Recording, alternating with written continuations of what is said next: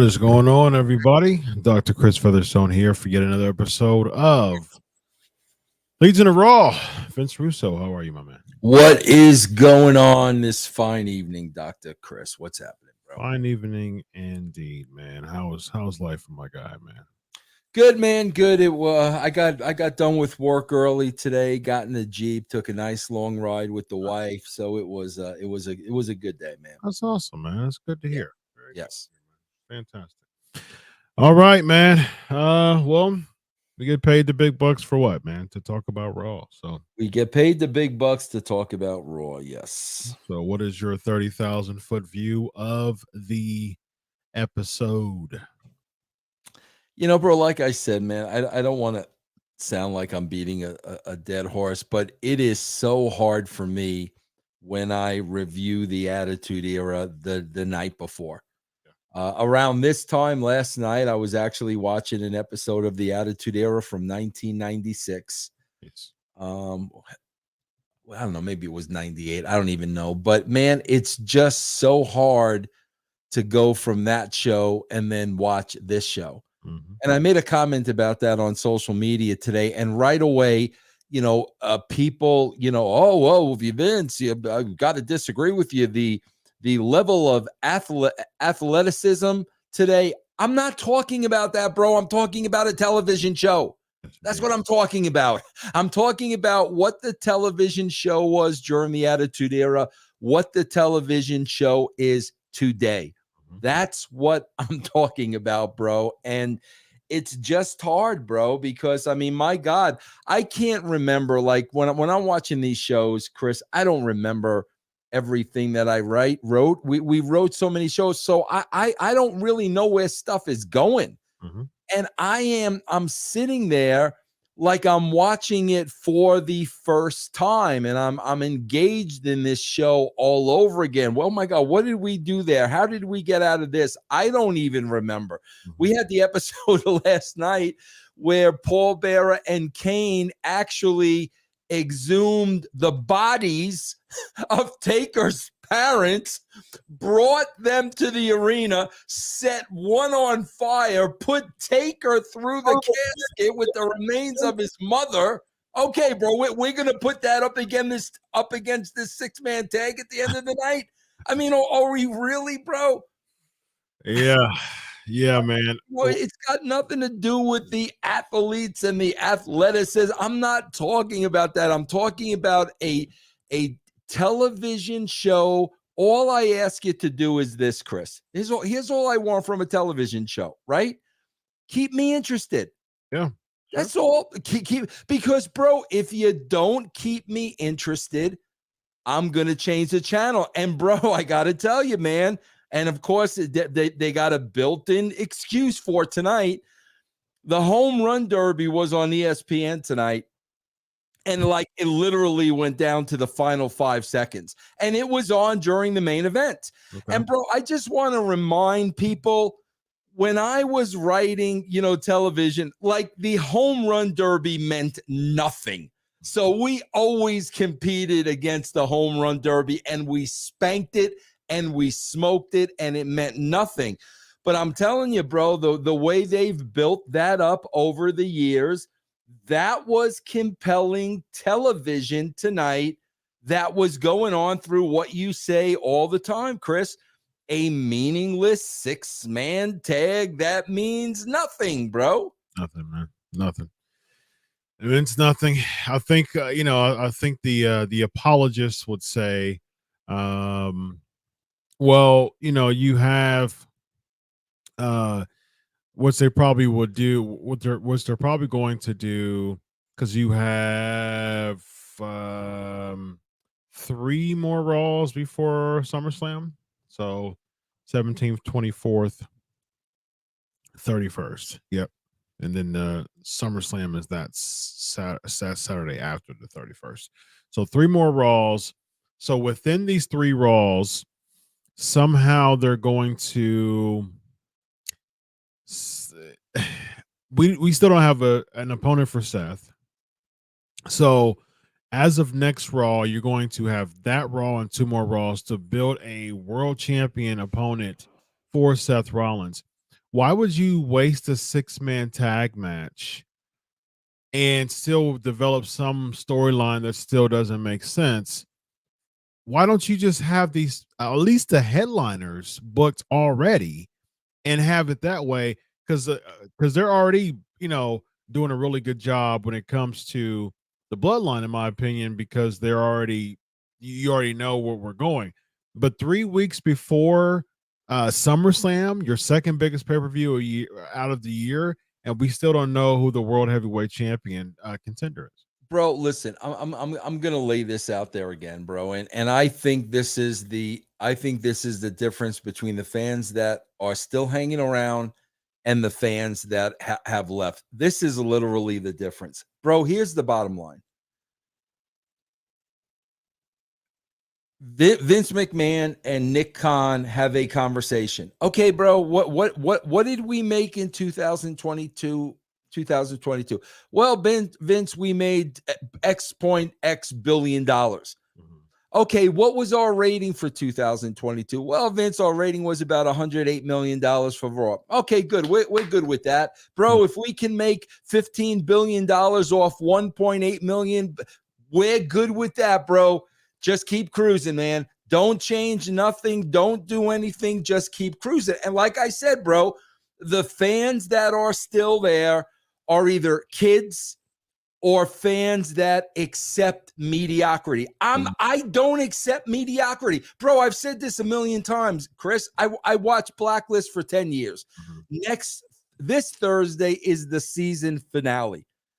Totally dropped the ball on the last season. Totally horrible. I got no problem saying that. But at least, bro, the first 9 seasons were good. It wasn't really till the 10th season where they kind of ran out of material. But, bro, let's look at the numbers. We're making X amount of dollars on 1.8 million people watching this show. That's cool, bro. That's good. Just let it ride. Yeah. Oh yeah. I mean, that's where they're at with it. That's it. Yeah, That's where they're at, bro. That's it. Yeah. Again, especially 3 weeks before the second biggest pay-per-view of the year, you're not building toward something because you don't even have a title match booked. And Doesn't matter. And so ideally, theoretically, we're going to see Demon Finn versus Seth, or what would be your just wild guess as far as just who Seth is going to face? It would have to be Damian Priest has the case, so he's out of the picture. It's what you said, Chris. Is it the Demon Finn? Who else can it be? It's not going to be Dominic. We already did Dominic. Yeah. The only one left is Finn Balor. You know they're going to do some with Damian Priest and the case, so they got to do something there. So that's what it's going to be. Yeah, they'll probably do Dominic and Priest against Owens and Zayn, and they'll probably do Demon Finn versus Seth Rollins. That's probably what they'll do. And what's intriguing about that? Do you think that Dom and Priest actually are going to win the tag team championships? I actually wouldn't be opposed to that idea, but the fact that it would be confusing because right now they're like, okay, there's some dissension between the Judgment Day, and then they win the tag titles and he still has the case, and it would be confusing. But I'm like, at this point, the momentum that Owens and Zayn has, it's just so lackluster, man. They're losing matches left and right now. They've only been champs for a little over 3 months, and they went from being one of the hottest commodities before Mania to dropping because of how they've been booked, man. It's been horrible. So yeah, I think Demon Finn is what we're going to get, but we shall see. I swear to God, at the beginning of the show, that I had my ball to less moment. Mm-hmm. So we've got Balor, who comes out with a very mean face. He had a very bro. You know what's hysterical to me? Balor comes out and he's got this mean face, and I'm just watching my television. I'm saying, bro, at 5'5", like who are you scaring with the meat? Like, bro, now if Sid came out with mean face, all right, bro, I'm gonna stay out of Sid's way. But if a 5'5" guy comes out with mean face, I'm like, bro, come on, what are we doing here? But bro, this is where I had my ball to less moment. So so Baylor comes out, Priest comes out, Dom and Rhea are going to diffuse the situation. All of a sudden, here comes Seth Rollins. Yeah. And he's got a plate of food from catering. So immediately my mind goes to what is this goof doing this week? Like, can you imagine Austin coming out with a tray of food from catering? What's this goof doing this week? I didn't put the pieces together. So then, bro, when he says we came here to party, yep, and I got a plate of buffalo wings, I'm like, are you guys kidding me? Are you kidding me? Or like, is this a rib on, bro? Is this whole show a rib on Vince Russo and Dr. Chris? Of course, is it a rib on us, bro? Of course, it's a rib. Of course, it's a rib. Yeah, it's Buffalo wings, bro, because they're in Buffalo, Chris. This is your world champ, man. This is your world champ. This is the moneymaker, ladies and gentlemen. This is the one who causes all the people to tune into the show. So yeah, what your thoughts on the Finn gig and the Ripley and all that jazz to start off the show? Yeah, again, bro, the whole point of this, first of all, they didn't make it clear when Dominic is talking about getting to Seth again tonight. I thought they were having a rematch. Yeah. There was no talk about a 6-man tag in that opening segment. Yeah, I noticed that too. We're also getting some messages even in the side chat of the reason why there's no option to super chat. I noticed that too. That's weird. Man, StreamYard's messing up some money. How can that be possible, man? This is weird. Many people are saying, no, I didn't do anything why would I disable super chats? That wouldn't make much sense. Yeah, I don't know. I don't know why super chats aren't an option, but well, I mean that's that. I'll figure it out. We'll see what the possibility is to get some super chats rolling right now, but I don't know exactly why it's not doing that, but we shall see. I'll get Vince's take on it on the next segment, which is Matt Riddle and Drew McIntyre defeating Ludwig Kaiser, Giovanni Vinci. Kaiser and Gunther and Kaiser look at Vinci as if they want him to be kicked out of. Well, that's the problem I'm having. So now Gunther and Kaiser have heat with Da Vinci. Isn't that very similar to what's going on in Judgment Day? Like, yeah. Is that all you guys can come up with? Okay, bro, it's a team. Yeah, we'll have dissension in the team, guys. For as awesome as the bloodline is, what has the bloodline always been? Dissension in the family. Yeah. So now, whenever there's a group, bro, the storyline is dissension in the group. Now we got dissension with Imperium. Now we got dissension with Judgment Day. Now we got dissension in Bloodline. Bro, the way I used to write, one dissension storyline. One, bro. Not 3, not 4, not 5. One dissension storyline. It literally, bro, is that all you can come up with? There are 3 or 4 members in a group, and there's dissension within the group. Like, is that it? Yeah, it really doesn't make any sense as far as just. It seems like they are just continuing to just regurgitate like a template of storylines, because back to your point in the very beginning, they're just kind of riding the wave They're doing decent on That's it, numbers, bro. just going to their storyline templates, Bro, not you, really you you mean to focusing. tell me, like, seriously, bro? Let's be honest here.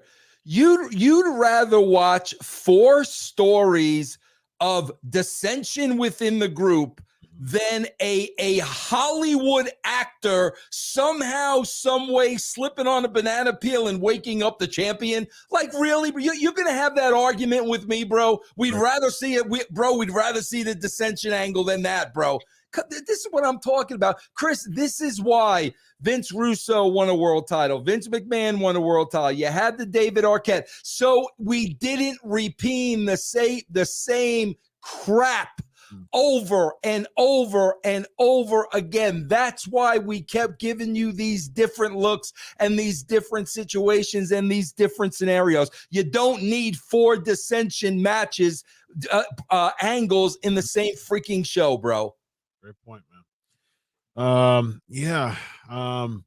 Guys, I apologize. This is a great problem to have, but so many people are They got right. to double up next week. Double Yeah, down, bro. Double down next week, guys. Because I'm still bringing it this week. Dr. Chris is bringing it this week. You got to double down, bro. That's right. SK Nation, I don't control the knobs here beforehand, so I don't know why super chat is not an option right now. I'm trying to figure out and try to troubleshoot while Vince is talking, but I don't see why. And they said it's working on other channels too, but not ours. So do you think, Chris, do you think maybe we should try to restart maybe a new thread maybe? I think we got so much momentum going on right now. Let's just. I think there might be another option to super chat though. I might see. I know. I'm sure Riju's usually on the online. Yeah, Riju, get all over this, bro. Where is Riju, bro? We need the troubleshoot, ladies and gentlemen. We need the troubleshoot staff for SK. I will figure out that while you talk about. I'm going to talk about this, bro, because then, bro, let's look at the other side of the Imperium dissension. What's the other side of that? Riddle and Drew McIntyre. And, bro, I'm watching this, and I'm like, bro, they don't have a clue what to do with Drew McIntyre or Matt Riddle. Guys, again, bro, the old crazy man yelling at the clouds. Did we not see Randy Orton and Matt Riddle? Now we're getting that with Drew McIntyre. Okay, so now we're sliding Riddle into with Drew McIntyre. I cannot believe 2 guys with amazing talent. These are believable guys. Yeah. These are guys that look like wrestlers. These are guys that go to the gym. Okay, Matt Riddle will F you up. Drew McIntyre will F you up. And I'm looking at these 2 guys and I'm like, are you serious that you don't know what to do with neither guy? So we're just going to put, they got nothing in common. It's not like Sheamus and McIntyre. We're just going to throw them together, bro, because we don't have a clue what to do with them. And I sure hope they don't do no triple threat, man, with McIntyre, Riddle, and Gunther. I so hope they don't do that. If they are doing Drew versus Gunther, which I'm fine with, like I said last week, one of the worst things you can do right now is give him the Riddle rub and make him some type of funny, comical character. He came in when he came back for his return on Gunther. He came back as just a serious fighting machine, and he, stood face to face, toe to toe with Gunther, and he looked like one of the only people in the back that can intimidate Gunther. But now he's on this comical stuff that's just not even him, and you're giving him the Riddle rub, and it just doesn't work. Like, why would you try to recreate the straight guy comedy, gimmick You already did it with Orton. Why would you redo that with McIntyre? And again, Chris, let me point something else out. The dissension within teams. Bro, we've got the Laurel and Hardy of the WWE in Sami Zayn and Kevin Owens. Okay, you got Abbott and Costello, bro. So now we need Abbott and Costello light. So now, bro, I got it. We need Laurel and Hardy and Abbott and Costello on the same show. That's what I'm talking about, bro. If Sami Zayn and Kevin Owens are going to be the comedy duo, you don't need another comedy duo, bro. Yeah, and especially with Drew, because why would you make Drew a part of a comedy duo right now if he's going against Gunther, who is one of the most serious, dominating, intimidating heels that you possibly can have right now? It just doesn't make any sense for him to. Bro, you know what angle I would do? How did they get out of Drew and Sheamus? How did that end? It ended after Drew and Sheamus. Well, Drew and Sheamus ended at WrestleMania because they were having some dissension over wanting dissension. Wait a minute, they were doing a dissension angle? Yes. What? No. Okay, but did they end friends? You said were they what again? Did they end friends? Were they friends when they wrapped up? Yeah, they were actually teaming for Bro, you know what I would do? Here's what I would do. Bro, remember the end of Rocky 2 when Creed just wants to go fight Rocky and just the two of them and nobody sees it? See, this is what I would do, bro. If I'm McIntyre and I'm getting ready for Gunther, I'm going to Sheamus and I'm going to tell him, bro, we're going to have a best of 7. Okay. And, bro, I want you to kick the Evan Lovren you-know-what at me. We're going to do a ladder match. We're going to do a first blood match. We're going to do a cage match because I want to get ready for Gunther. And I'm asking you, bro, listen, man, give me all you got in every type of scenario. And, bro, just have wars between these two guys. And then, bro, like, even get Drew over maybe 4 out of 7 or whatever. But, I mean, give me something different, bro. Like Chris said, why is he in a comedy act getting ready for Gunther? Right, man. It just... Bro, you know what this is? Logic, Chris, I'm going to tell you the logic. Can I tell you the logic? Yeah. Bro, I was having this conversation with a current WWE wrestler on the roster right now. Chris, you know what the problem is? You got a lot of young writers at the WWE, right? Chris, they haven't experienced life. They haven't experienced life. So they write comedy for Drew McIntyre. They haven't lived life. Bro, when I was writing for the WWE, I was in my mid-30s. I had owned my own businesses. I had worked for a big company. I had a wife. I had kids.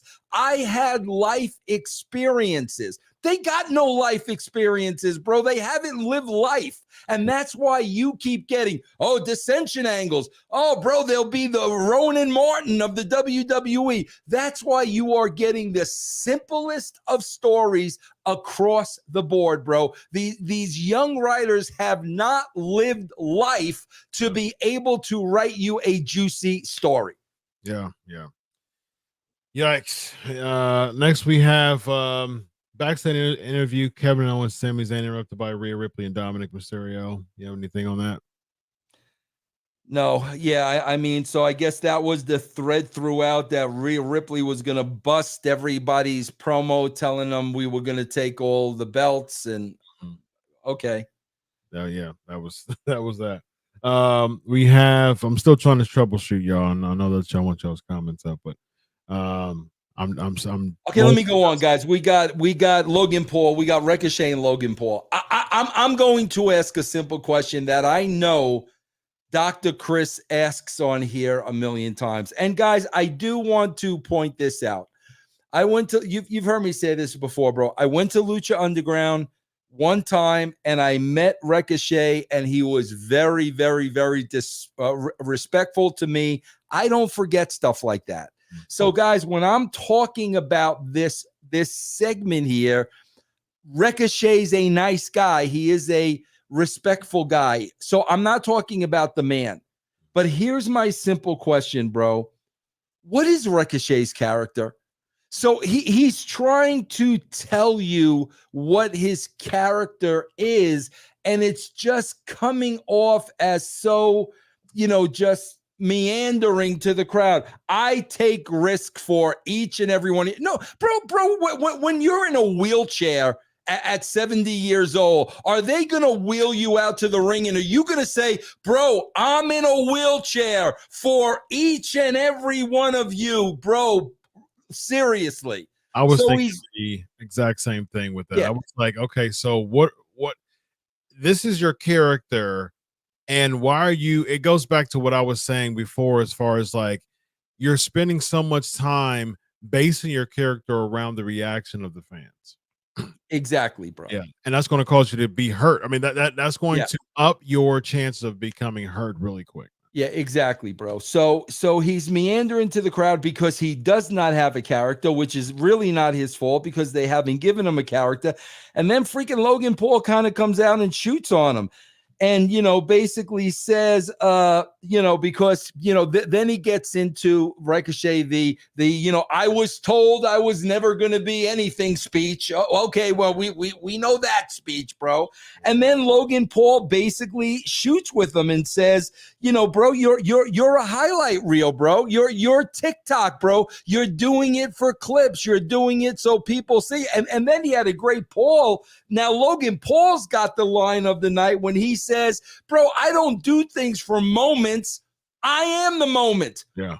Bro, the line of the night coming from a non-wrestler. Yeah. And basically what he said was true. He's telling Ricochet, you do all these crazy things. Yeah, you're doing it for the people. You're hoping to get on TikTok. You're hoping to have your moment. You're hoping to have your 50 million downloads. And what does it really mean, bro? Yeah. I mean, it's so funny to me. The funniest part of this segment was when Ricochet was cutting a promo, which it was very difficult for him to do. Just it fell really flat, man. He just I wish that Ricochet would hone in his character. I've said this before. I mean, just amazing in the ring, but what does that really mean if your character is not very strong? When he had the mic and cut the promo, and in the beginning of the segment, it was cringy. It was very cringy. Yep. And the fact when he was Prince Puma in Lucha Underground, it worked because he didn't have to do, it was the less is more. It was the element of mystique. But now he's just flipping and flopping. That's most of his gimmick. That's not really going, that's not a character. It's just athletic. You know what I mean? And and when he had an opportunity to show his character at the beginning of the segment, it didn't work. And even Logan Paul, I mean, it seemed like it was off the cuff, but it made Ricochet even worse. It did make it worse. Yeah. Because he was like, when Ricochet was cutting a promo and people were chanting Logan Paul's name, and he was mentioning like, man, like they're not, they're chanting my name while you're talking. And I was like, man, see, that alone right there was one of the biggest comments of the night. Yeah, Chris, the funny thing is, I would love where Logan Paul should have went was this. Here's where he should have went. Bro, the last time I looked at the WWE, they were a wrestling company. Mm-hmm. Are you a wrestler, bro, or are you a circus clown? Mm-hmm. Are you an acrobat? Are you a Circus Soleil performer? How about Ricochet, since this is a wrestling company, how about you have a match with me where you can't leave your feet? Let's see if you're a wrestler. This is the World Wrestling Entertainment. I would love to see that promo. But, bro, the best thing about this was the Irish announcer, whose name I still don't know. Bro, somebody came up with, Chris, you ready? Okay, bro. We're going to call Logan Paul. You ready for this, Chris? The Maverick. Bro, this guy, first of all, bro, when you say Maverick Everybody and their mother and their Aunt Tilly thinks of Tom Cruise in Top Gun. All right, bro. So come up with something original. Maverick is not original, bro. So it questions me, has Vince McMahon ever seen Top Gun? Does Vince McMahon know that Tom Cruise played a character Maverick? So this guy, bro, is saying Maverick. I guess, bro, that's because Logan Paul is so over on his own that this is their attempt at owning him by giving him the name The Maverick. Oh my God. And I don't have a problem with that, bro, but Maverick, like really, bro? Very interesting. They've been calling him the Maverick for a while. That might have been a Logan Paul thing. Because I know he's been calling himself the Maverick for a while now. So I don't know. I mean, this is the first time. Now, bro, now don't get me wrong. I don't follow Logan Paul, but this is the first time I've ever heard that moniker. Interesting. We have your boys. Indus Sher gets a promo package. What do you think? Bro, listen, I'm going to give him credit here because at least they're keeping the guys in the rotation. And I said it, bro. I said the only way to get guys over is you got to have them on the show every week. So I am going to give them credit for giving Indus Sher their moment on the show because yes, you do need to do that. Man, I appreciate your love for Indus Sher, man. I just can't relate. Bro, let me address these morons in the chat room, bro. Logan Paul has been calling himself Maverick for years, bro. Let me tell you something, okay? Every freaking athlete has a freaking nickname. When you watch a professional sports show, bro, when you watch a professional sports game, they're not referring to the athletes as their nickname every time. Pete Rose was not, Charlie Hustle comes up to the plate, and Charlie Hustle just took ball two, and Charlie Hustle. No, bro, they called him Pete Rose. That is my freaking point. This guy called the Maverick 50 billion times. I don't care if Logan Paul's been using Maverick since he was in his mother's womb. Bro, before you make ignorant comments, okay, bro, step up to my level and understand what I'm saying first, bro.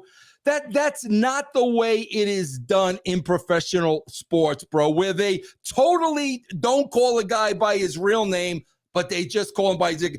They did this in the main event over and over again. I don't remember which guy it was, bro, but oh my God. Dirty Dom now, man. Dirty Dom and really, bro? Yeah. Seriously? They even put him on the graphics now. Like, is that a Vince McMahon thing or something like that? Let's just call him Dirty Dom. Yeah, Dirty. And there was another name they just kept. They weren't even calling him by his real. We'll get to it when I go through these notes. But guys, understand what I'm talking about, bro, before you make asinine freaking comments on here. Serious, because I don't. If you can't understand my level of intelligence about professional wrestling, don't comment. Because I'm going to chew you up and I'm going to spit you out. You know why? Because you're a freaking mark. And you talk like a mark. And if you talk like a mark, bro, I am going to point out that you are a mark. All right, let's go. You got a whole show about it, man. Gee whiz, bro. Yeah, you're going to castrate him, man. Yeah, Dirty Dutch. Dutch Mantel was never called Dutch Mantel. Never. It was always referred to as Dirty Dutch, bro. Next, we have Seth Rollins versus Dominic Mysterio. This leads to a no contest because Judgment Day attacks Seth, and then Owens and Zayn comes out. So this segment leads to a 6-man main event at the end. Yeah. See, bro, I'll be honest with you, bro. I must have been knee deep in the home run derby at this point because I missed that part. So that's how they were supposed to have a rematch. Because that's what I said at the beginning was, okay, bro, you had a rematch, but there's no stipulation. There's no If anybody interferes, they get suspended. I mean, that's why it didn't make sense to me. And obviously it didn't make sense because it was never going to happen. They were just going to use that to turn it into a 6-man tag. Yep. We have Ricochet. Well, we talked about the Ricochet gimmick here. Your favorite female wrestler, Zoe Stark, defeats Becky Lynch. Your thoughts? Bro, I just don't understand. And again, Chris, I'm gonna go back to, when wrestling made sense.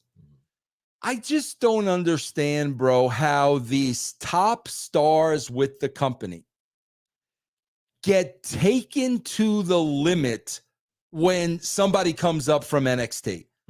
Like Becky Lynch is arguably the top female in the company. I would say she is.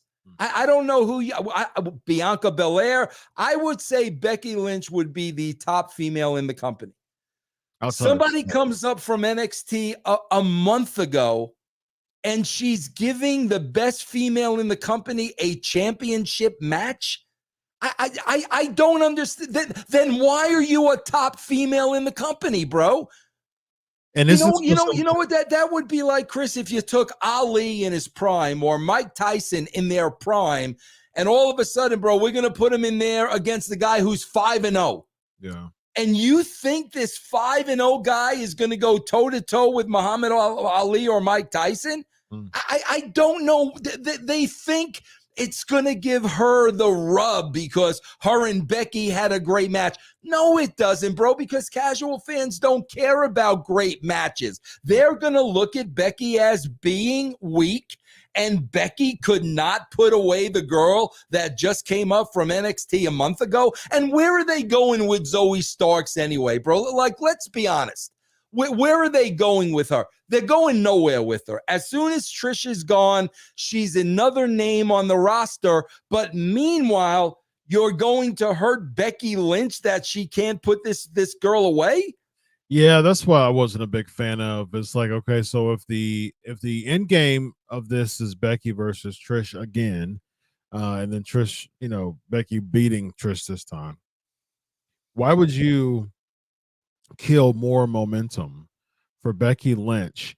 Because again, I say, if Trish beats Becky at SummerSlam, she beat someone who couldn't even beat her lackey.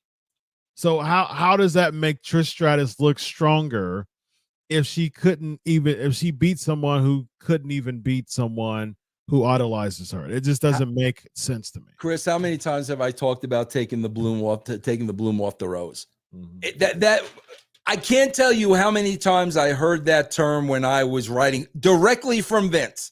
Vince, if we do that, we're taking the bloom off the rose. So, okay, bro. So you're gonna have, like Chris said, Trish Stratus's lackey beat Becky, and then if Trish happened to beat Becky, it's going to mean something after her lackey already beat her. Yeah, exactly. I mean, it how does that make Trish look stronger?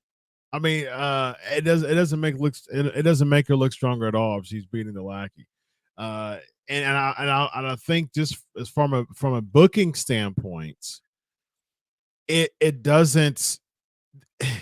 If you're trying to build as many people you can to lead to SummerSlam, if anything, Becky needs to beat Zoe, because it makes sense as far as like, okay, well, now you have Trish who beat Becky.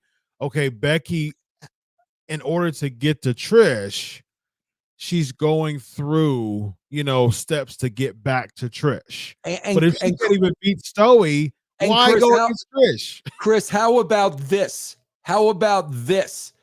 It's Becky versus Zoe. Okay, bro?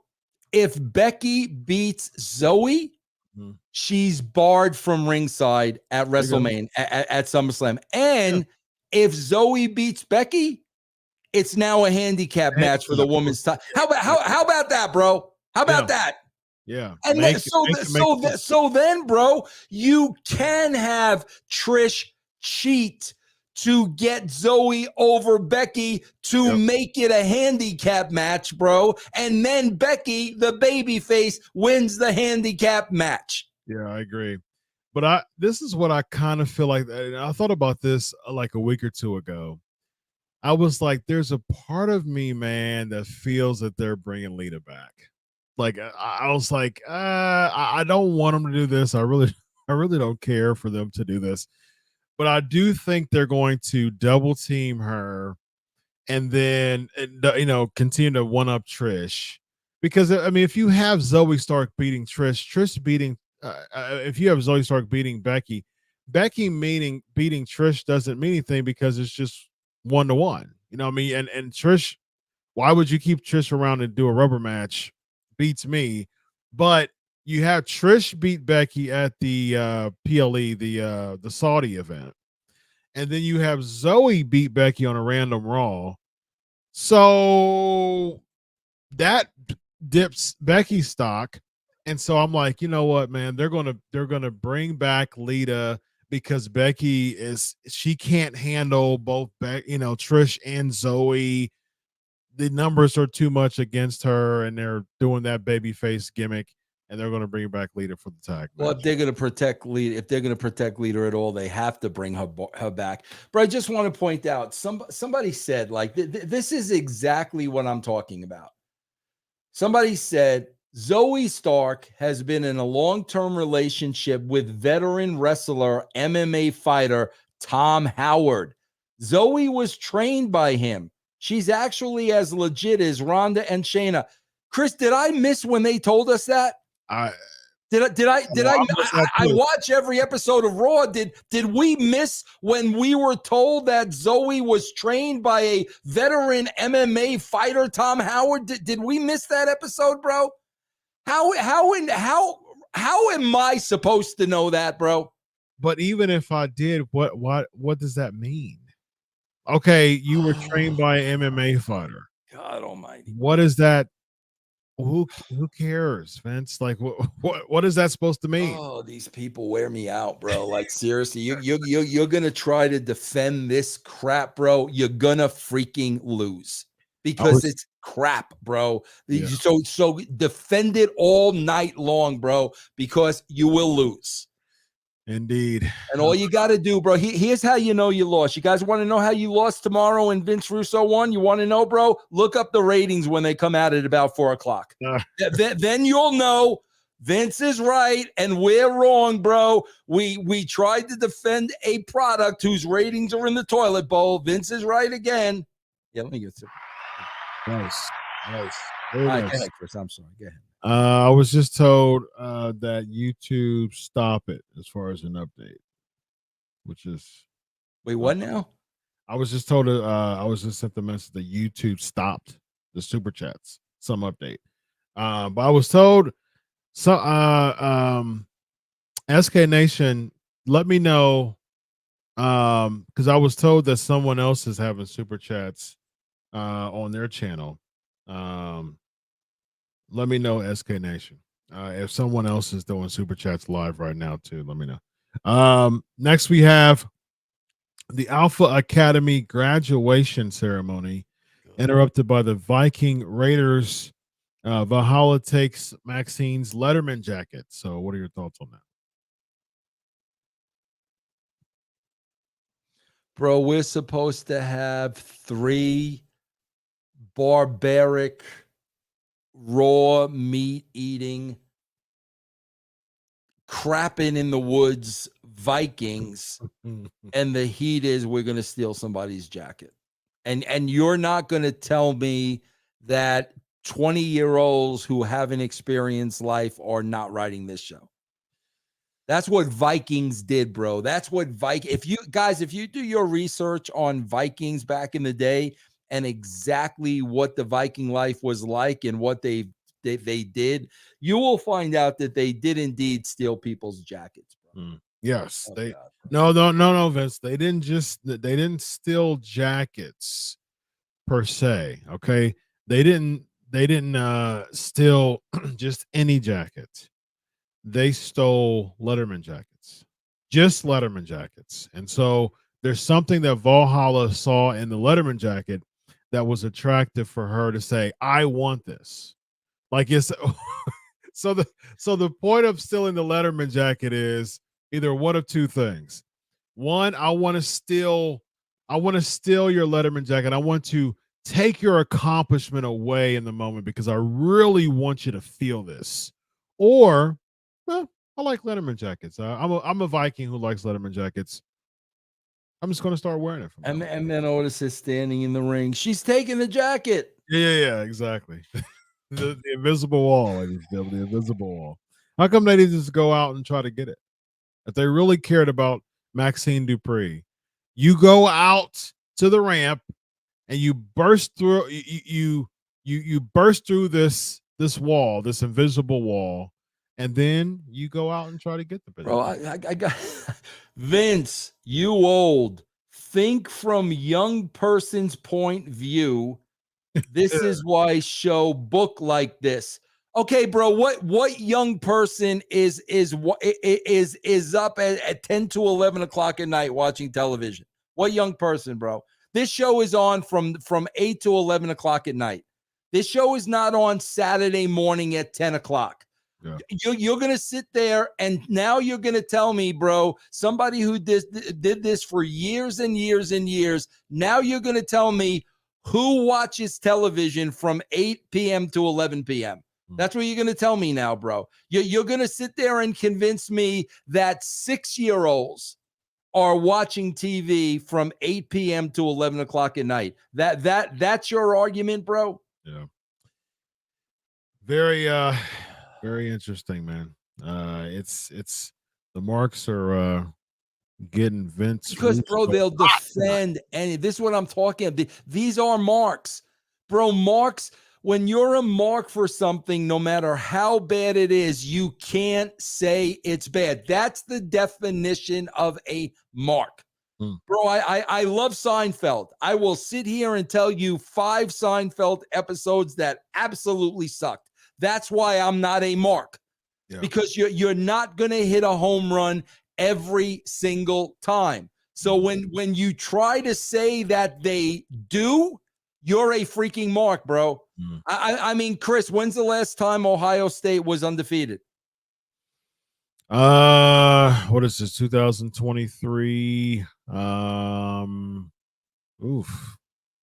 been a while. We won the national championship, and we lost that year too. So it's been a while. First year Urban Meyer, we were undefeated. I would bet my bottom dollar when you sit there and watch an Ohio State game on a Saturday afternoon and they lose that football game, I promise you, Dr. Chris, that you are sitting there saying they played like crap. I promise you, you are not defending their freak. Oh, bro, they played their hearts out. It's okay that they lost, bro, because they played their.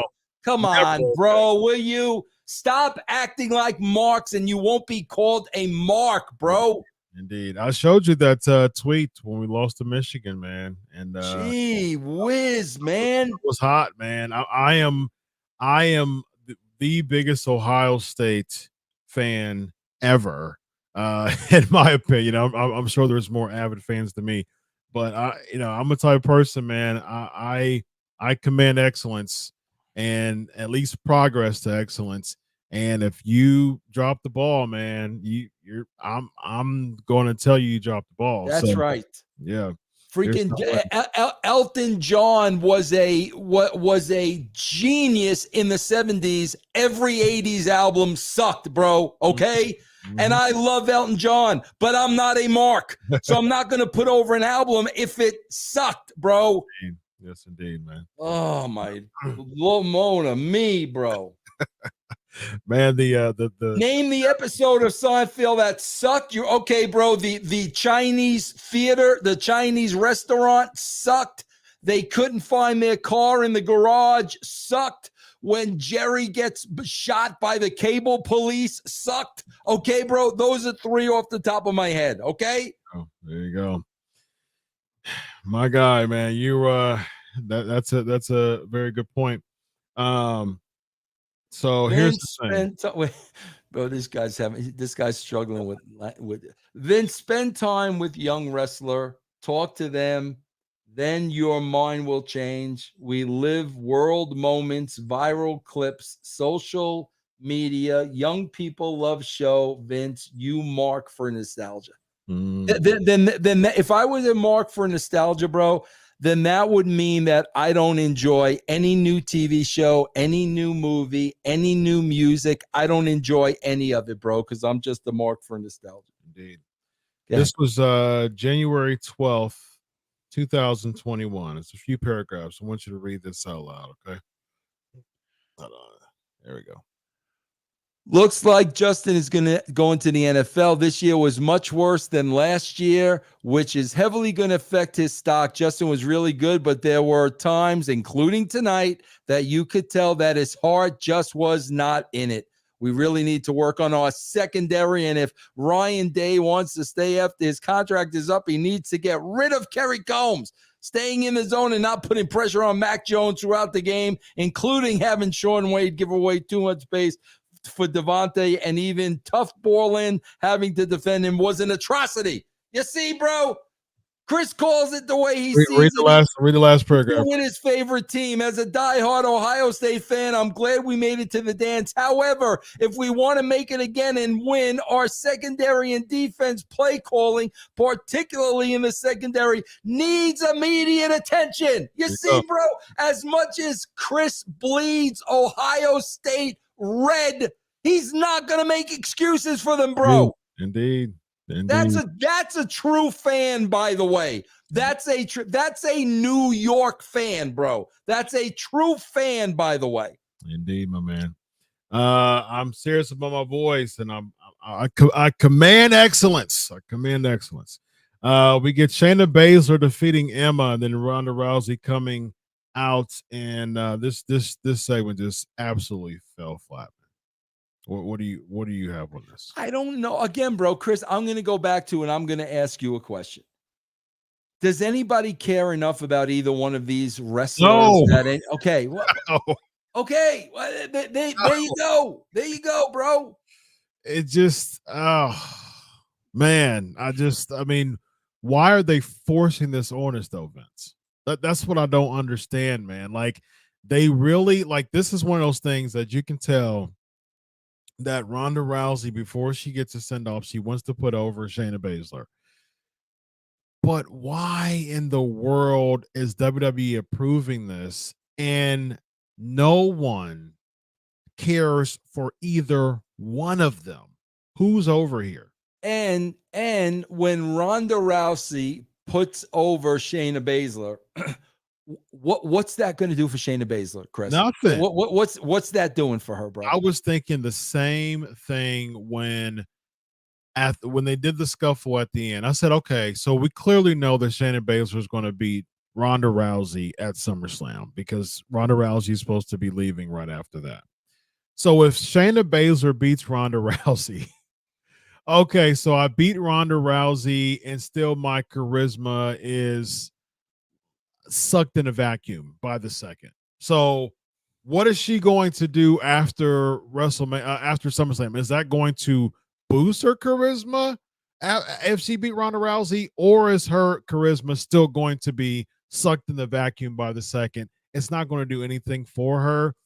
And it's heel versus heel. But the thing is, it's two heels that people just legitimately don't care about. And if they try to boost Shayna Baszler as a top heel after this, it's going to fall flat because they tried to do that in the beginning. When she came from the main roster, she attacked Becky Lynch a couple years ago for their Mania match. And when she came in and started attacking Becky, they were like, they were just like, eh. And then she had a Mania match against Becky, and people still weren't interested in her, man. So I don't know what they're thinking. Bro, I swear to God, if I'm writing there and I've got Ronda Rousey and Shayna Baszler, and I do not have a MMA background whatsoever. I swear, what I'm doing is I'm sitting down with both of them, and I'm asking them, ladies, what really goes on in a UFC dressing room? Tell me, like, does everybody get along? Oh, they really don't get along. Okay, give me some examples of some people that don't get along and why they don't get along. Oh, okay, we're doing that. That's what I would do, bro. Yeah. That's exactly what I would do. Give me an education on your world. Give me some UFC fighters that do not get along. Tell me why they don't get along. We're doing that. Yeah, good point. I got a new update. Some issues with our channels, which adopted the YouTube CMS. They're having a meeting with YouTube today to fix this. So okay, so that's there's some type of glitch with our channel and YouTube. So we're going to meet with YouTube to fix that. So like Vince said, double up next week on the super chats. Hopefully, hopefully tomorrow with Bill After and I. That'll be ready to rock, and so you can do that then. Bro, I'm gonna diffuse a mark who's been coming at me all night, and you're gonna go hysterical, Chris. Okay, so this guy's I'm always up for a good laugh. This guy's been coming at me all night about why do you think Logan Paul WWE? Because they realize the future wrestling is young people. Okay, bro, then why is Cody Rhodes referring to Darwinism in his promo, bro? Is that for the young people, bro? Is that for the young people, Sabir? Darwinism. Do you understand now? I just made you look like an imbecile, bro, because you've been arguing with me all night. Vince, you're not young. You're old. This is for the young people. The young people love this show. Then why is Cody Rhodes, one of the top guys in the company, using the term Darwinism in his promo, Chris? For the 6-year-olds out there? Going back to the old science classes. Bro, please, bro, please don't freaking challenge me, bro. Man, you've already wasted way too much energy. Yeah, I'm putting it on private chat. I can't look at these people. Let's talk about Cody's promo for a second. Yep. Life goals, momentum, another Brock. But before this guy said anything, bro, I'm like, Darwinism, bro. Like, why are you using that word to this audience, bro? And I've been saying this all along, bro, to show you're smarter than everybody else, bro. Because I guarantee you, if you went through that entire crowd, maybe 5% of the people knew what the heck you were talking about, bro. And here's the thing with that: even if it was 10%. The fact that he's using more eloquent examples in his promos does not make him an everyman character. If his goal is supposed to be the son of a plumber, baby, and he's supposed to be an everyman character, why in the world is he having a Rhodes? What is it? Rhodes? What's his show? All roads lead to Cody Rhodes to the top. There you go. Rhodes to the top. Rhodes to the top. And so if he's having Rhodes to the top, he's got amazing, house, a hot wife, a beautiful family, comes suited every single time. A personalized tour bus. Yes, indeed. Yes. He has his own Lex Express, yes. ladies and gentlemen. Yes. And he's already showing that he is better. He's like the top 5% of America at this point. Like from his channel, from his show, from his the way that he carries himself, he's in the top 5% of America. But for some odd reason, we're supposed to believe that he's an everyman character who is basically fulfilling the shoes of his daddy Dusty, who was the pinnacle, the epitome of an everyman character. Please understand how this makes sense to me. Which is really, really odd. Because like if my my dad kind of was an everyman character, Chris, and I like to think of if people saw, and I had my third child at the time, so I had 3 kids, if people saw the house I was living in Connecticut, bro, when I was the head writer of Raw, and how freaking small it was, you wouldn't have believed me. But why do I still live like that to this day? Because it's how my parents were. That's why, bro. So I don't like I don't go get expensive cars and expensive houses and this and that, because that's how my parents were. He says I'm the son of a plumber, but then he acts the complete opposite. And I'm like, then why are you boasting about being a son of a plumber? Because obviously you don't want to be a plumber. Yes, indeed. He has his own personal plumber at his bro. Exactly. It's like, but when he threw Darwinism in a promo, I'm like, oh, bro, what are you smoking, bro? My thing is, look, hey, live it up, man. I'm living the dream, man. I was raised in the hood for 17 years, man. I'm living well. I'm driving my dream car right now and living well. But at the same time, that's a motivational story of rags to riches, literally. I mean, that was my life. And if you want to sell that, okay, that can give someone motivation, but that's not Cody's angle. Cody's angle is, I'm just going to come out here and do this eloquent speech. I'm going to come suited up. I don't even wear suits to my job as a doctor. I literally have clients that stay with me because I wear Jordans. Like I wear nice shoes and J's as a therapist, and people stay with me because. And Chris, on top of that, if you're eloquent, bro, you are in the wrong business, bro. you are in the wrong business, bro. This is not the business of eloquence, bro. Indeed. Like you're in the wrong freaking business, bro. Yeah. I got my notes here, and I found unless out you want to be like a Bachwinkle style heel, you know what I mean? Yeah, like, exactly. Yeah. You say, bro, it was, bro. They must have called the Irish guy A-lister. He called Miz the A-lister like 87,000 times during the match. I'm gonna give Miz credit here because it was a more serious Miz, and here's how you know it's a serious Miz, bro. Yeah. They started their tiny balls chant like they do. He no-sold it. Didn't do this, bro. He totally ignored it and no-sold it. And you saw a more serious Miz, which I said that we need.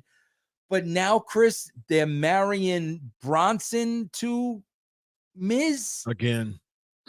How many times are we gonna go through this, bro? I think what they're going to do here is they're going to do. They're going to bring back Gargano, and I think they're going to do a DIY reunion. I think they're going to because they reunion or what? DIY. That was their tag team in NXT. Ciampa and Gargano. Yeah, I think they're going to do DIY versus the Miz and Bronson Reed at SummerSlam. Well, I think I think Miz did a good job tonight. I like seeing him wrestle a serious match.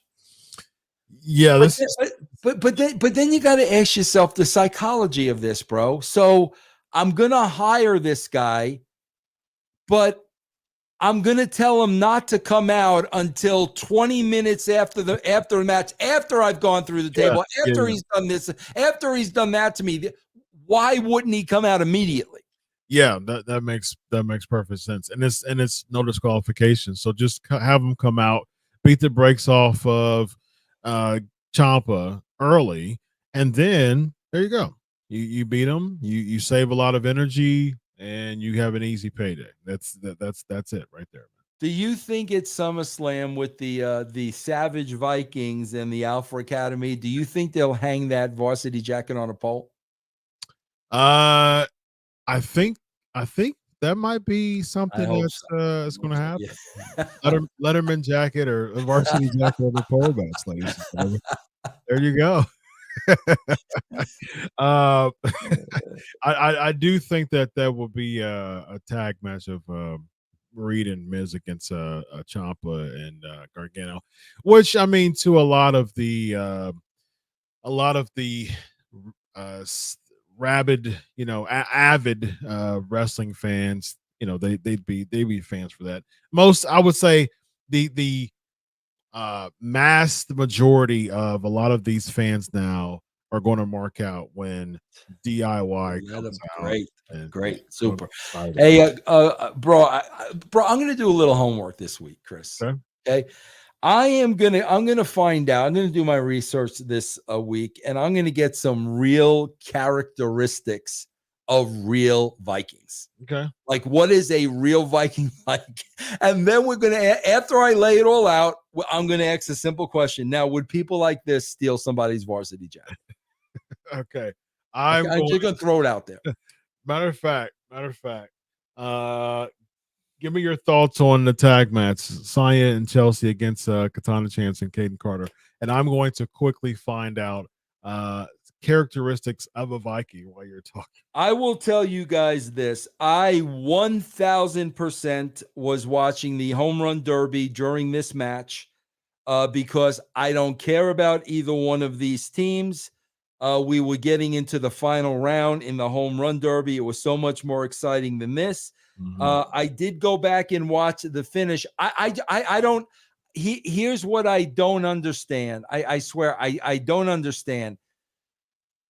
There's no rhyme or reason with what they're gonna do with people that they bring up from NXT.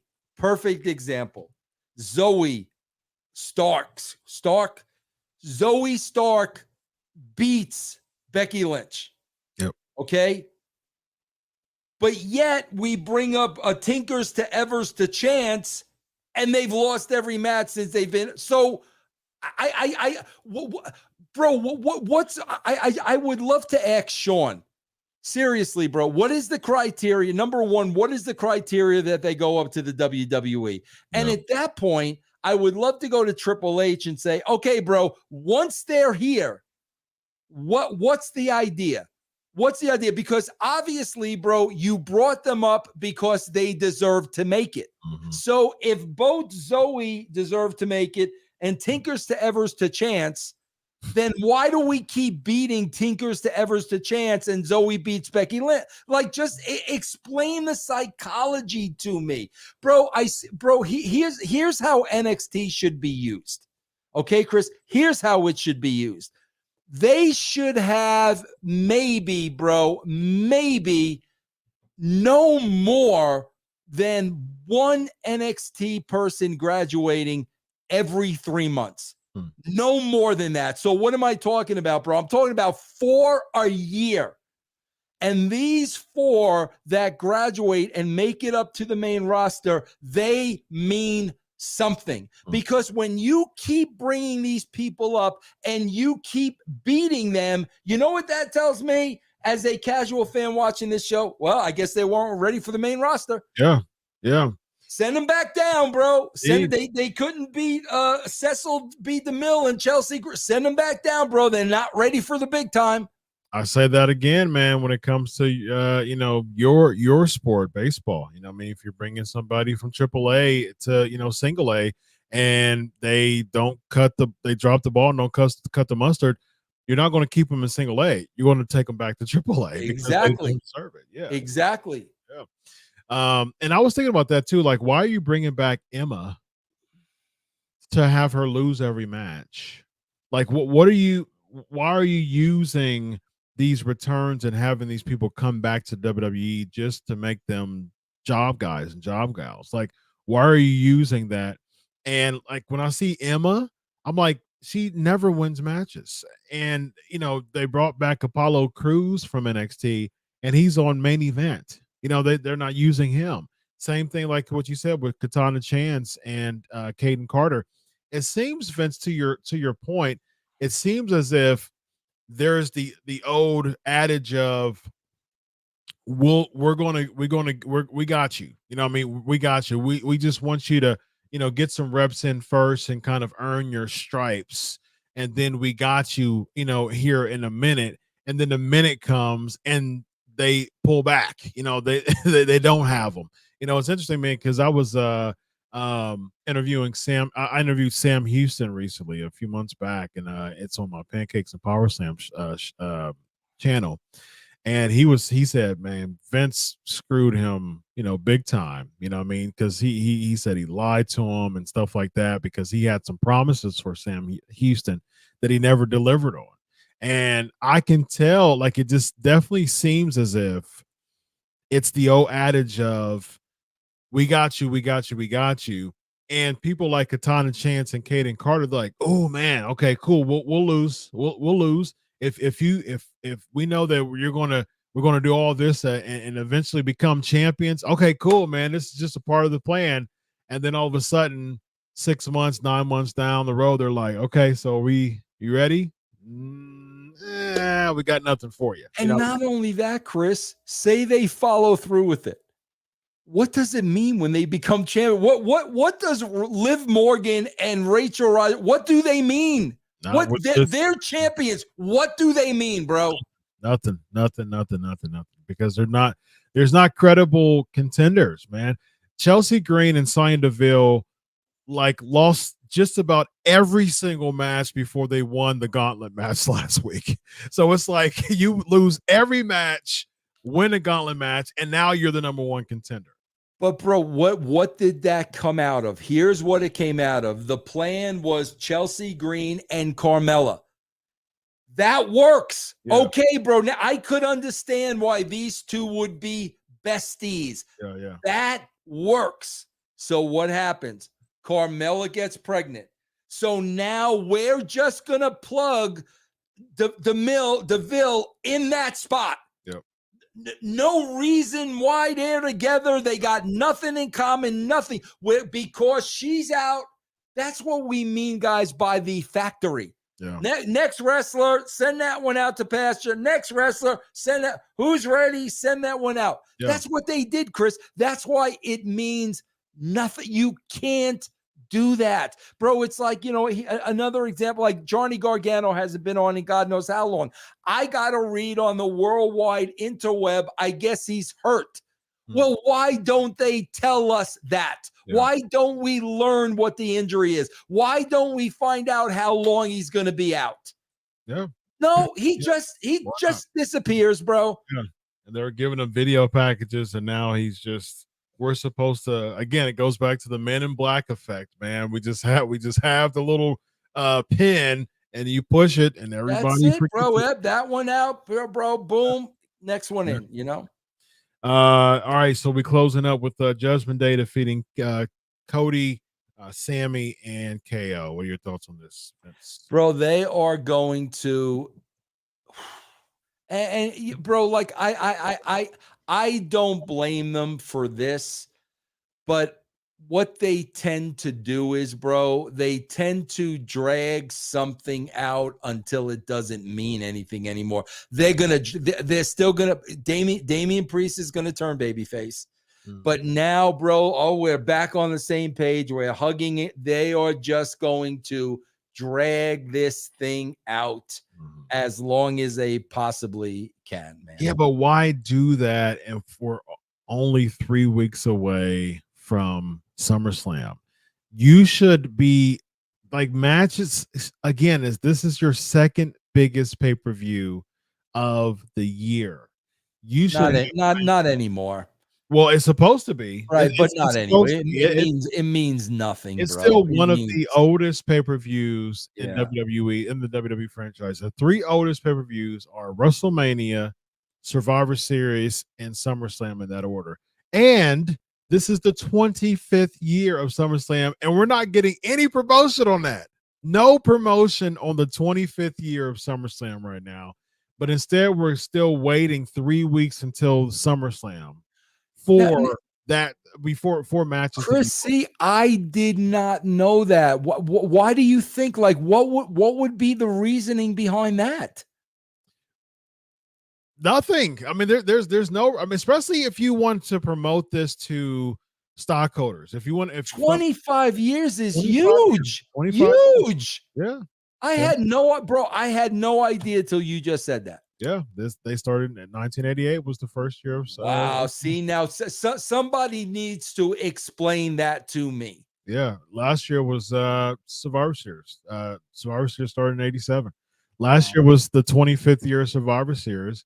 This year's the 25th year of SummerSlam, man. And again, we don't get 25-year packages. We don't get 25-year interviews, no commemorations, no nothing. No, nothing. Like this is what happened. I mean, excuse me, 35 years. I'm going to say 35 years. 35 years. Yeah, 1988. Yeah. So yeah, I meant to say 35. So yeah, 30. This is the 35th year of SummerSlam, 1988, and so no 35-year commemoration, nothing. I mean, it's like that. That's a huge. Somebody would have to explain that to me. Like yeah. That's a huge marker, man. Bro, was the first SummerSlam? It wasn't the Zeus thing, was it? No. The Zeus thing, the Mega Powers versus the Mega Bucks was 91 because that was the same year as Warrior Elizabeth. That was a match made in heaven, match made in hell. So what was the first one? That was 88 was Hogan. Oh man. Where was Savage around that time? That was around Hogan Savage because Hogan Savage was 4. I think Mega Powers versus Mega Bucks. So that was I think it was Andre and DiBiase against Hogan and Savage, if I'm not mistaken. I think it was Mega Powers versus Mega Bucks. Hold on, let's see. Chris. That's my guess.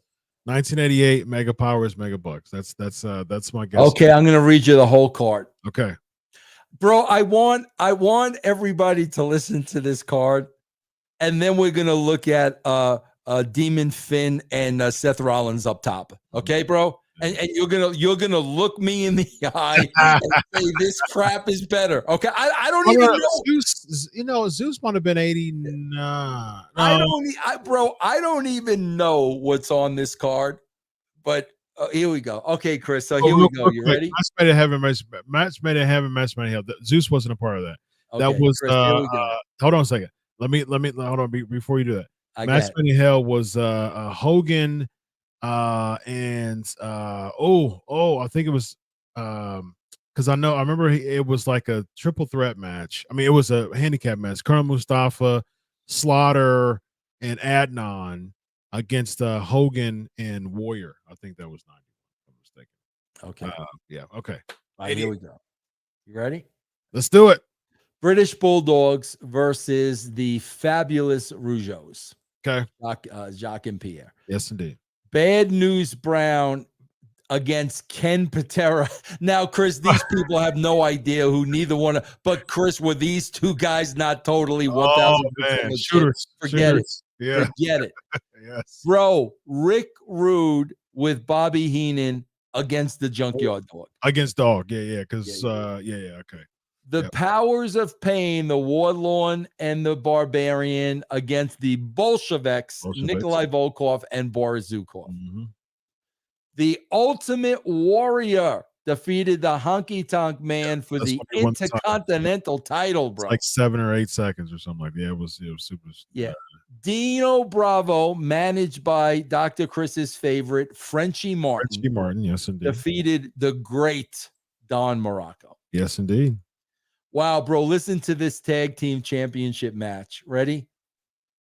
Demolition, Axe, and Smash with both Mr. Fuji and Jimmy Hart. Hart Foundation. Defeated Bret Hart and Jim Neidhart, bro. Yep. The Big Boss Man with Slick defeated Coco Beware. Coco, yep. Jake Roberts defeated Hercules. Mm.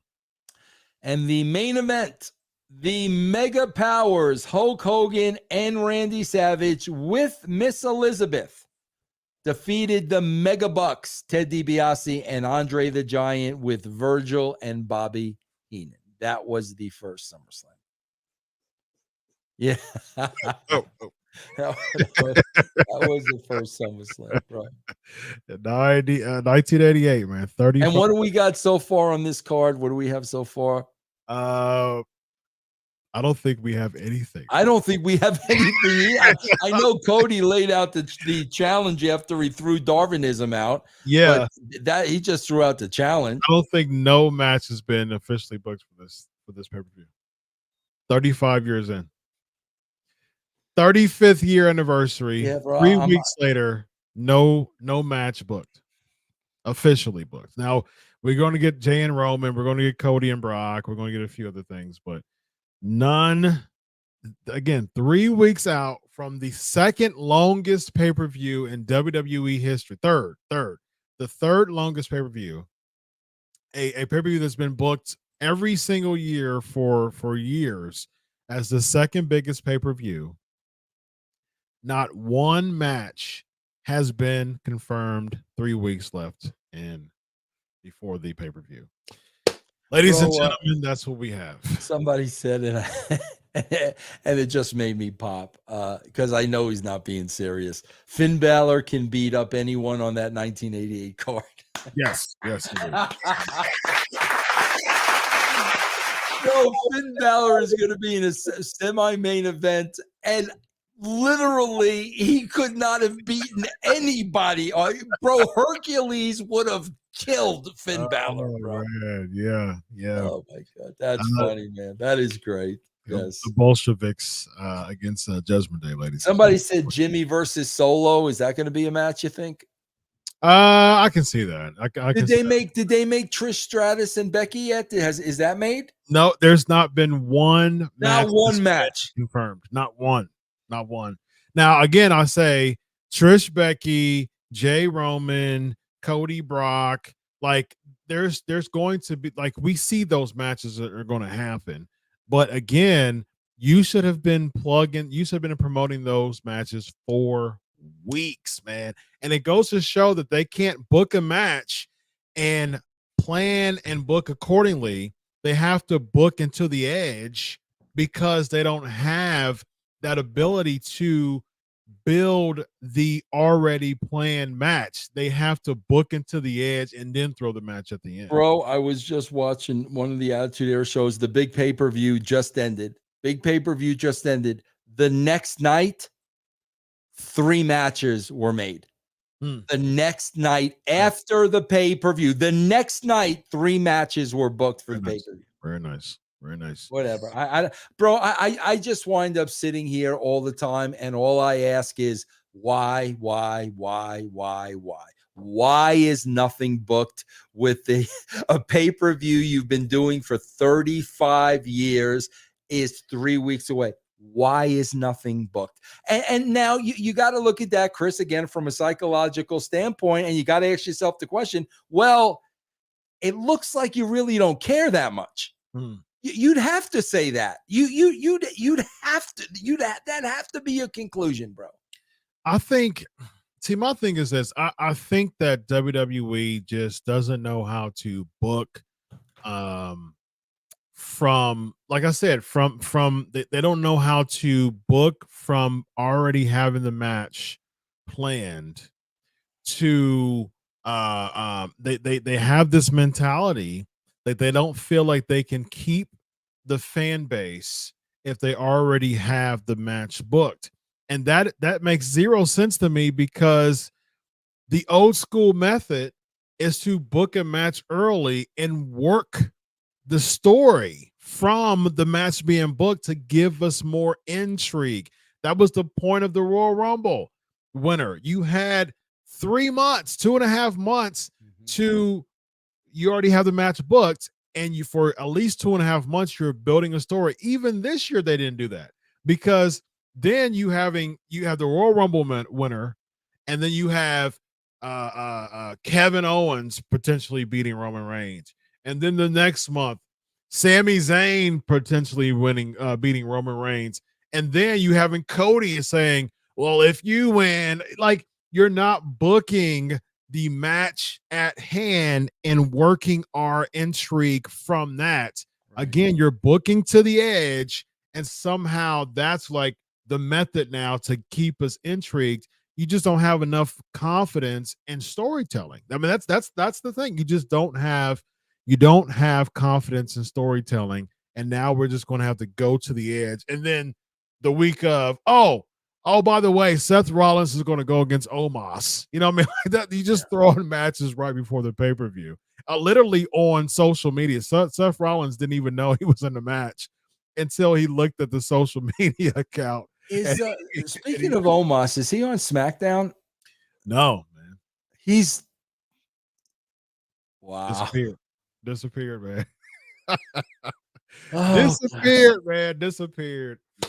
All right, my man. This guy right here, Vince Russo. Let the fans know about the all the festivities, man. Yeah, just go to Russo. I'm not going to hit you with a million things, bro. Just go to russosbrand.com and that will take you everywhere you want to go, bro. russosbrand.com. Very nice. People are saying he got married, which is great. But you want to go back to work after you got married. Yeah, at some point. Gotta pay the bills, bro. Gotta pay the bills. He's been gone for a while, though. I mean, like he never. I think after the draft, he hasn't even been on the show. Maybe a time, maybe I'm missing, but no. And stuff like that, man. You know, if you lose it, man, you go down. I mean, you go down the pecking order, man, and he's not a hot commodity enough to have a guaranteed spot. So, got to be careful with that. This guy right here, Vince Russo. I'm Dr. Chris. This is the Legion of Raw. Have a good night, everybody. Solo.